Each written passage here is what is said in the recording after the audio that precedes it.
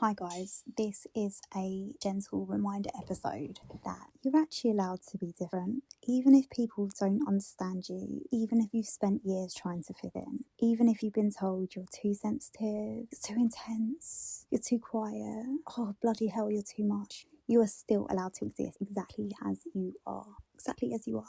I think a lot of us grow up learning how to adjust ourselves to make other people comfortable. I remember even doing it at school, maybe even as young as nursery, trying to adjust my movements or my behaviour towards people just so that they felt comfortable, so I wasn't being too much or too intense or too aloof or too shy. Always, constantly, in every social scenario, I did the same thing.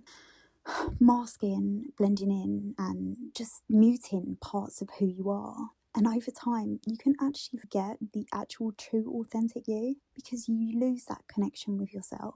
You forget, like, what part of it's me or what part of it is me pretending to be like that to make other people happy. You've been like a social chameleon for so long that you can't actually remember what parts of things that you liked and what are things that you don't like and that you're just doing to make people happy. We don't have to earn our place in society by changing who we are. It's really hard to unlearn this behaviour. I mean, I'm 40 and I've been exhibiting this behaviour my whole entire life. It's a really hard thing to unlearn it. And actually, who am I? Who is Ellie? What does Ellie like without having to fit into a box? There is nothing wrong with Ellie being different. It's just a lack of understanding in the spaces that wasn't built for you. All of them spaces that I was trying to fit in, they weren't built me. And that's okay. We're all allowed to be different. The other people too. And there are spaces like this one where you don't have to shrink. You can be you.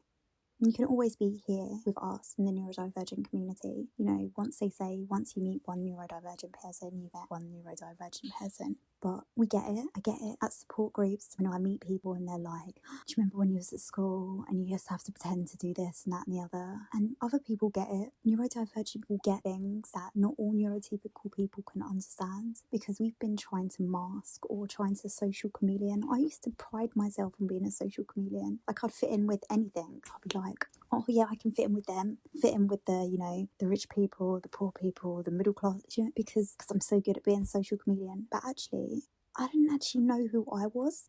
And it's really scary when you try and think back and you try and remember a sense of self that you don't know if you ever really had. I mean, I'm sure I had strong opinions. In fact, I have stronger opinions than most people. But in different places, I have different opinions. It's so weird. It is the only thing I can explain it as is social chameleon. So I'm now learning who I am and what I like, and that's new. And I hope you learn that too.